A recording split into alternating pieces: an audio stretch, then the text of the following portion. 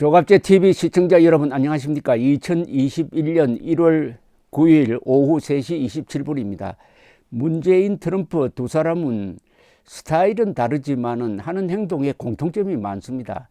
특히 북한 노동당 정권과 김정은에 대한 태도가 같고요. 그 다음에 이 헌법을 무시하는 점에서 정확하게 일치합니다. 예를 하나 들면은 지금 트럼프 대통령이 내란 선동으로 지금 수사를 받을 처지 또는 탄핵을 당할 처지에 몰린 이유는 뭐 다른 거 다 젖혀놓고 바로 지난 1월 6일 미국에 있었던 집회에서 한 선동이었습니다. 그는 공정한 선거 결과에 대해서 절대로 승복하지 않겠다고 선언을 하고 거의 모인 사람을 향해서 저 국회의사당으로 진격하라 라고 명령을 내리면서 나도 가겠다 라고 선동하고 약한 마음으로는 이 나라를 지킬 수 없다고 선동을 했습니다. 그 명령대로 지지자들이 의사당으로 난입을 해가지고 현재까지 경찰관 한 사람을 포함해서 5명이 죽었습니다. 그러니까 진행 중이던 의사 일정이 중단되고 펜스 부통령이 대피했는데 그 의사 일정은 선거 결과를 확정을 해가지고 바이든을 대통령으로 공식 선언하는 일정이었습니다. 헌정 질서를 중단시켜버린 거죠. 국헌문란에 의한 국헌문란을 위한 폭동을 우리가 흔히 내란이라고 그럽니다. 그래서 이것은 정확하게 트럼프가 선동한 내란, insurrection, incited by 트럼프라고 규정되고 있습니다. 그런데 문재인 씨도 비슷한 행동을 한 적이 있습니다. 예컨대 2016년 12월 누구와 어느 한 사람과 인터뷰하는 자리에서 탄핵 그때 심리가 헌법재판소에서 이루어지고 있었는데 기각되면 어떻게 하겠느냐고 물었더니 기각되면은 혁명뿐이다. 혁명밖에 없다라는 취지의 이야기를 했습니다. 더 자세히 설명을 드리면은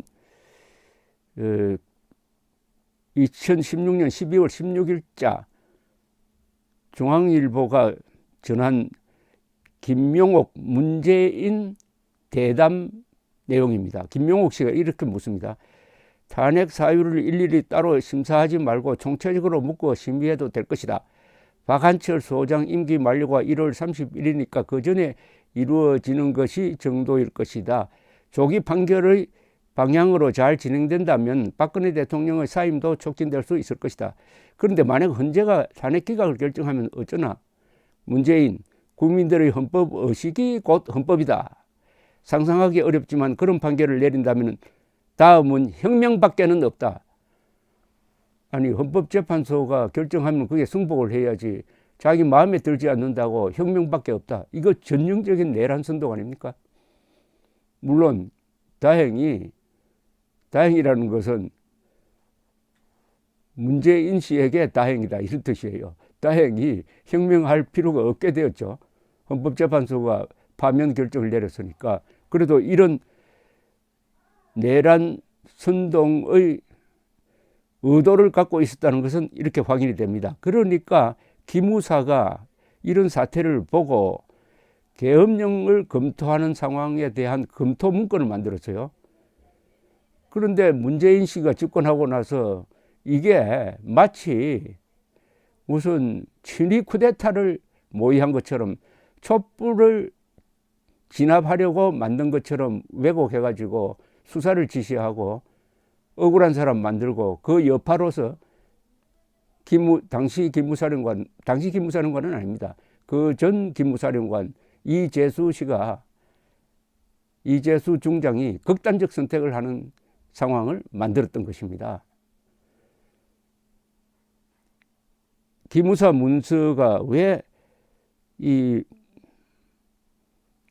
폭동이 일어날 때 대비를 해야 하느냐 하는 상황을 검토하게 되었느냐 하면은 그 문서가 이렇습니다. 정권이 가세한 촛불 태극기 정치권입니다. 정치권이 가세한 촛불 태극기 집회 등 진보 보수 세력 간 대립이 지속되고 있다. 촛불 집회 18차 연인원 1540만여 명, 기각되면 혁명이라고 주장을 한다. 이건 문재인입니다. 문재인 주장을 딱 그대로 실었습니다. 태극기 집회 15차 연인원 1280만여 명, 인용되면 내란을 주장을 한다. 야, 상방이다. 아주 무시무시한 주장을 하니까 만약에 대비해서 계엄령을 펴면은 어떻게 준비해야 된다는 그런 시나리오를 만든 걸 가지고 이걸 무슨 반역이나 한 것처럼 몰아가지고 대통령이 문재인 씨가 수사를 지휘해가지고 자살자가 생기도록 만들었다. 어떻게 생각하십니까? 똑같습니다. 어떤 점에서 똑같으냐? 헌법을 무시한 점에서 같습니다. 헌법을 무시한 점에서 한 사람은 탄핵이라는 헌법적 결정에 대해서 마음에 안 들면은 불복하고 혁명하겠다. 여기서 말이 혁명이지 혁명이 뭡니까? 민중봉기를 일으키겠다는 겁니다. 민중봉기는 다 좋은 게 아니죠.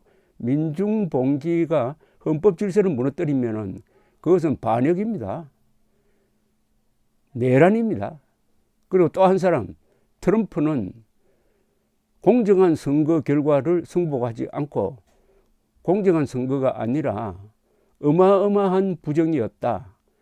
자기는 완전히 산사태 나듯이 압도적으로 이겼는데 컴퓨터를 조작해가지고 즉 전산 기계를 이 개표 기계 도미니언 보팅 시스템이라는 개표 회사가 부정을 해가지고 그것도 외부 세력과 연계해가지고 트럼프 표를 바이든 표로 만들어 버려서 내가 졌다. 절대로 승복할 수 없다. 이렇게 주장한 겁니다. 두 개가 똑같죠. 그러니까 불복하겠다. 한 사람은 국민들의 뜻인 선거 결과에 불복하겠다. 한 사람은 헌법재판소의 뜻에 불복해서 혁명하겠다. 그 두 가지 점에서 똑같습니다. 자, 문재인 정권은 자기들이 촛불혁명이라고 주장을 합니다. 촛불혁명 정권이라고 주장합니다. 촛불혁명을 통해서 집권했으니까 우리는 촛불혁명이라고 주장을 합니다. 이것은 헌법 위반입니다.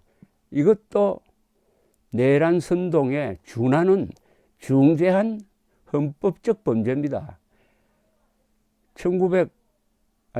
2017년 5월에 있었던 대통령 선거를 통해서 집권해 놓고 촛불혁명으로 집권했다고 거짓말하고 있습니다.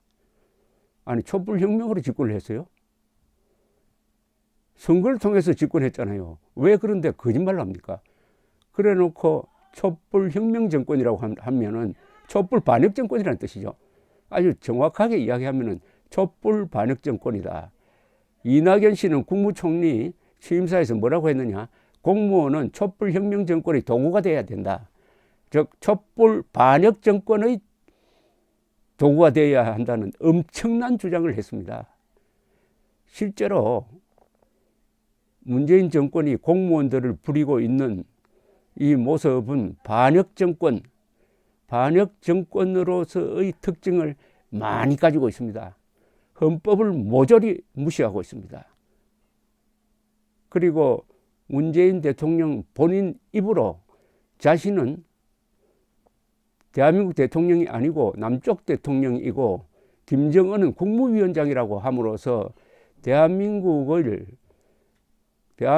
수준을 김정은 노동당 정권의 부하 정도로 또 자신을 총독 정도로 격화시키는 이런 망언을 쏟아놓고 유명한 김일성주의자 신영복을 사상가라고 존경한다고 말함으로써 자신의 사상도 김일성주의가 아니냐 하는 의심을 자초한 적도 있고 공산주의자 김원봉을 국군의 뿌리인 것처럼 이야기하고 제주도에 가서는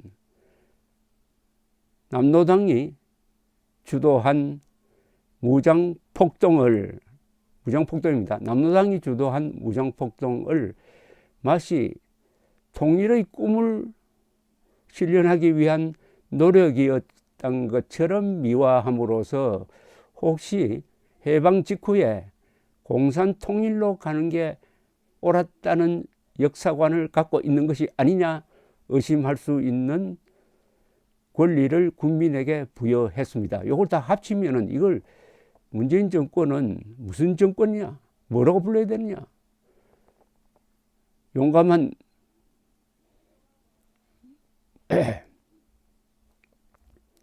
용감한 한 목사께서 간첩이라고 불렀다가 명예훼손 혐의로